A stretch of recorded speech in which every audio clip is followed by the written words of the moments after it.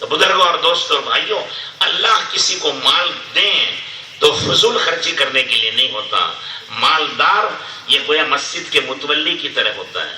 مسجد کے متولی کے پاس مسجد کا مال بے شمار ہوتا ہے، کروڑوں کے روپے ہوتے ہیں، لیکن اسے اختیار نہیں ہوتا ایک نیا پیسہ بھی اپنی مرضی سے خرچ کرے، مسجد کی مصلحت سے خرچ کرے گا. اسی طرح مسلمان کی زندگی ہے کہ اللہ نے جس کو دیا ہے سب سے پہلے مسلمان کا مال خرچ ہوگا اللہ کے کلمے کو بلند کرنے کے لیے، بندوں کو جہنم سے بچا کر جنت میں لے جانے کے لیے. سب سے پہلا مصرف، یہ سب سے پہلا خرچ ہے. حضرت رسول اللہ صلی اللہ علیہ وسلم نے سب سے زیادہ اپنی جان و مال اللہ کی دین کی حیات کے لیے لگایا، بندوں کو جہنم سے نکال کر جنت میں لے جانے کے لیے لگایا. یہ پہلا مصرف ہے کہ یہاں خرچ کرے. اور پھر دوسرا مصرف وہ فرائض زندہ کرنے خرچ کرے کہ اللہ کے بندوں میں نمازیں زندہ ہوں، روزے زندہ ہو، سچائی امانت داری زندہ ہو، پیار محبت زندہ ہو، اللہ کے احکامات زندہ ہو، اس کے لیے خرچ کریں. اور پھر تیسرے درجے میں غریبوں پر، یتیموں پر، بیواؤں پر، مسکین پر، مسافر پر، مجبور پر، محتاج پر خرچ کریں. سمجھ رہے ہیں؟ تیسرا خرچ کہاں ہے؟ غریبوں، یتیموں، بیواؤں پر کریں. پھر چوتھا خرچ آخری وہ اپنی ذات پر خرچ کرے، اپنی ذات پر، اپنی بیوی بچوں کے لیے، اپنے کھانے پینے کے لیے. یہ آخری نمبر ہے. اس سے پہلے اللہ کے کلمے کو بلند کرنے، بندوں کو جہنم سے بچا کر جنت میں لے جانے کی محنت میں لگانا، اور ان بندوں میں فرائض زندہ ہونے کے لیے لگانا، اور ان غریب اور لاچار بندوں کے کام آنا. پھر آخر میں خود اپنا بھی کھانا کھانا. یہ تو ترتیب ہے اسلام کی، رسول اللہ صلی اللہ علیہ وسلم کی. ہم نے ترتیب بدل دی ہے. اب پہلا درجہ خواہشات کا، ہم ہمارے بیوی اچھے ہوں تو بس، باقی دنیا بھاڑ میں جائے، اس سے کوئی سروکار نہیں ہے. ہمارے ایک دوست ہیں، وہ کہتے ہیں MBBS کا کیا معنی ہے؟ ارے سنا کبھی MBBS کیا ہے؟ ڈگری ہے نا ڈاکٹروں کی. تو اس کا مطلب ہے یم کے معنی مئی، بی کے معنی بیوی، اور ایک بی کے معنی بچے، اور یس کے معنی سلامت. میں میری بیوی بچے سلامت ہو تو سب کچھ ہے.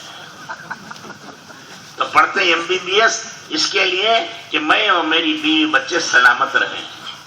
مرے کوئی مرے، پانی کا انجیکشن دے یا آؤٹ آف ڈیٹ دوا دے دے، یا بیمار کو بیمار اور زیادہ بنا کر پھر علاج کرے. سن رہے؟ کچھ بھی کرتے ہیں وہ کہیں کے لیے کرتے ہیں؟ پیٹ پالنے کے لیے، بیوی بچوں کو خوش رکھنے کے لیے. سب نہیں، الا ماشاء اللہ، اللہ کے کچھ نیک بندے وہ بھی ہیں جو صحیح ترتیب پر ہیں. تو میں نے کیسے کیا؟ مسلمان کے مال خرچ کرنے کی ترتیب اللہ کے کلمے کو بلند کرنا، یہاں سب سے زیادہ لگانا، پھر فرائض زندہ کرنا، پھر اخلاق پر لگانا، بندوں کے کام آنا، پھر اپنی ذات پر خرچ کرنا. یہ ترتیب کرے گا تو اللہ پاک اس سے راضی اور خوش ہوں گے اور زندگی بنائیں گے. اور اگر یہ ترتیب نہیں ہے، الٹ دیا، پہلا نمبر اپنی خواہش، اپنے کپڑے، اپنا گھر، اپنی بیوی بچے، تو پھر یہ ترتیب بدل گئی. ترتیب بدل جائے گی، زندگی میں خیر و برکت نہیں ہوگی.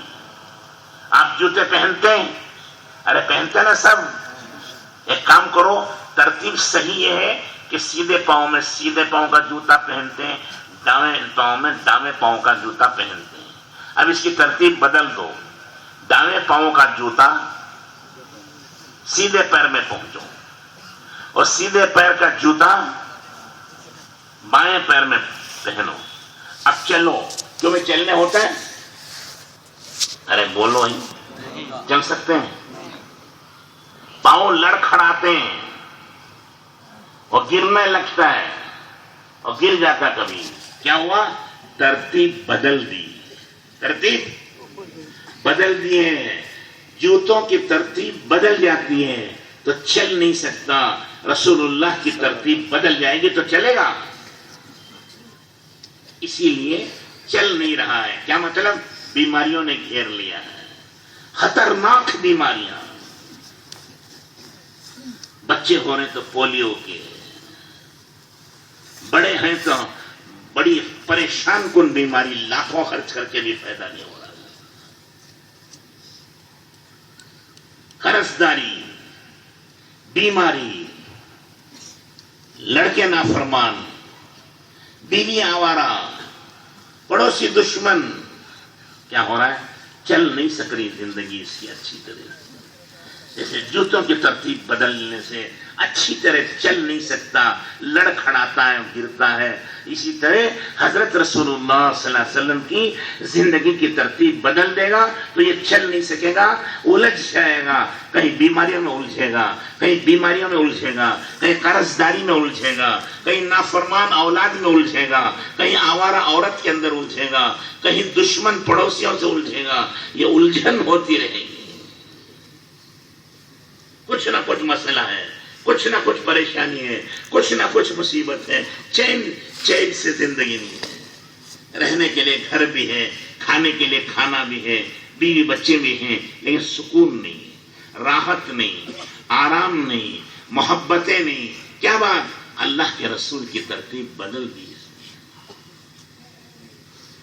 بزرگان محترم، زندگی کی ترتیب بدلتی ہے تو اس زندگی میں پریشانیاں اور الجھنیں اور مصیبتیں کھڑی ہو جاتی ہیں، اور ان کا راستہ بدلنے کا یہ صرف علاج نہیں ہے، یہ توبہ کرنا ہے، اللہ کی طرف متوجہ ہونا ہے۔ اس لیے کہ جو کچھ مصیبت پہنچ رہی ہے، اللہ کہتے ہیں مَا أَصَابَكُم مِّن مُّصِيبَةٍ فَبِمَا كَسَبَتْ أَيْدِيكُمْ وَيَعْفُو عَن كَثِيرٍ۔ جو کچھ تمہیں مصیبت پہنچ رہی ہے یہ تمہارے ہاتھوں کی کمائی ہے۔ کیا کمائی ہے؟ ہاتھوں کی کمائی ہے، تم نے کمایا ہے۔ ایک ڈاکٹر تھا بنگلور میں، اور اس نے بڑی غریب گھرانے کا تھا، ماں باپ نے بڑی محنت و کوشش سے پڑھایا، پاس ہو گیا، لیکن درمیان میں کہیں کسی لڑکی سے محبت کر کے اس سے شادی ہو کر الگ ہو گیا۔ ماں باپ بیچارے تنگی میں زندگی گزارنے لگے، فقر و فاقہ آ گیا، اور ان کی آہ لگی کہ ہم نے اس کے لیے سب کچھ کیا اور یہ ہمارا ساتھ چھوڑ دیا۔ ٹھیک ہے، اب مزے میں تو ہے، پھر کیا ہوا؟ لڑکا ہوا اس کے گھر میں، وہ لڑکا ہوا تو اس کی دونوں آنکھیں ایسی لڑکتی تھی جیسے پانی میں گرتی، لڑکتے رہتے ہیں، ٹھہرتی نہیں اس کی۔ علاج کرتے کرتے خود ڈاکٹر تھا، تھک گیا، ایک دن غصے میں کہنے لگا کہ میں ڈاکٹر ہوں کیا حجام ہوں؟ وہ حجامی تھا وہ، کہ اس نے ماں باپ کی نافرمانی کی، نافرمانی کی سزا کیا ملی؟ اب اس کی اولاد اندھی ہو گئی۔ پھر 2 سال کے بعد ایک اور بچہ ہوا، دونوں ہاتھوں پیروں میں پولیو، ہاتھ میں بھی طاقت نہیں، پیر میں بھی طاقت۔ 4-5 سال تک تو اس کے ماں باپ اسے نہلائیں گے، دھلائیں گے، جب 25-30 سال کا ہو جائے گا تو کون نہلائے گا؟ ہاتھ بھی نہیں، پیر بھی نہیں۔ علاج کرا لیا پورے بنگلور کے بڑے بڑے ڈاکٹروں سے، کوئی فائدہ نہیں۔ علاج بیماری کا ہوتا ہے، عذاب کا نہیں ہوتا۔ یہ عذاب ہے نافرمانی کا، اس کا علاج نہیں ہوا کرتا۔ تو میرے دوستوں، بزرگوں اور بھائیوں، زندگی کی ترتیب بدل جائے گی، پھر اللہ جل شانہ اس کی زندگی کی خیر و برکت کو اٹھا دیتے ہیں۔ پیسہ ہوتا ہے، سکون نہیں ہوتا، دوائیاں کھاتا ہے، صحت نہیں ہوتی، بڑے گدے ہیں، آرام کے پلنگ ہیں، بڑی بلڈنگ ہے، اے سی روم ہے، لیکن نیند نہیں آتی۔ ایسا ہو جاتا جیسے نرم بستر تو ہے لیکن کھٹمل بھر گئے اس میں، تو کیوں نیند آتی ہے اسے؟ پوری رات کاٹ رہے ہیں، دیکھنے میں ماشاءاللہ بھاری روم میں سو رہا ہے، بھاری بستر ہے، سب کچھ ہے، لیکن اندر سے کھٹمل کاٹ رہے ہیں اسے سونے نہیں دیتے۔ ایسے ہی دیکھنے میں ہماری عمارتیں ہوں گی اور ہمارے پاس دولت ہوگی، لیکن اللہ جل شانہ کہیں نہ کہیں الجھا دیں گے، کیونکہ وہ سلمان کو اس لیے نہیں پیدا کیا کہ وہ مزے اڑائیں، مزے تو جنت میں کرنا ہے، دنیا میں حکم پورا کرنا ہے۔ دنیا مزے اڑانے کی جگہ نہیں، راحت و آرام کی جگہ نہیں، دنیا تو امتحان کی جگہ ہے، عمل کی جگہ ہے، کوشش کی جگہ ہے۔ آرام، عیش، خواہشات، لذتیں، مزے اللہ جنت میں دیں گے۔ تو میرے دوستو، بزرگوں اور بھائیوں، یہ سب نمونے ہیں قیامت تک کے مسلمانوں کے لیے۔ کبھی وہ یہ نہ سمجھ بیٹھیں کہ اللہ کے راستے میں نکلنا معمولی چیز ہے، نکلو تو ٹھیک ہے، نہ نکلو تو کوئی حرج نہیں۔ ایسا نہیں ہے، نہ نکلو گے تو بربادی اور ہلاکت ہے، نکلو گے تو سرسبزی اور شادابی ہے، عزت و بلندی ہے۔ اسی سے دین ہماری زندگی میں آئے گا، اور اسی سے دین ہماری زندگی میں باقی رہے گا، اور اسی سے دنیا میں دین پھیلے گا۔ اب کوئی نبی آنے والے نہیں ہیں، یہ کام میرے اور آپ کے ذمے ہے، ہمیں اس کام کو کرنا ہے۔ جو اس کام کو کرتے ہیں، دعوت و تبلیغ میں چلتے ہیں اور دین کا کام کرتے ہیں، اللہ جل شانہ ان کی ہمت افزائی کے لیے، ان کی دل جوئی کے لیے، اور ان کو شوق دلانے اور آگے بڑھانے کے لیے کہتے ہیں، جو دین کا کام کر رہے ہیں گویا وہ میری مدد کر رہے ہیں۔ اللہ کی مدد کی کیا ضرورت ہے؟ اللہ کسی کے محتاج نہیں، وہ قادر مطلق ہیں، وہ مختار کل ہیں، وہ مالک ہیں، انہیں کسی کی مدد کی کیا ضرورت؟ وہ بے نیاز ہیں، لیکن کام کرنے والوں کی ہمت افزائی کے لیے، دل جوئی کے لیے کہتے ہیں وَلَيَنْصُرَنَّ اللَّهُ مَن يَنْصُرُ، جو میری مدد کرے گا میں ضرور اس کی مدد کروں گا۔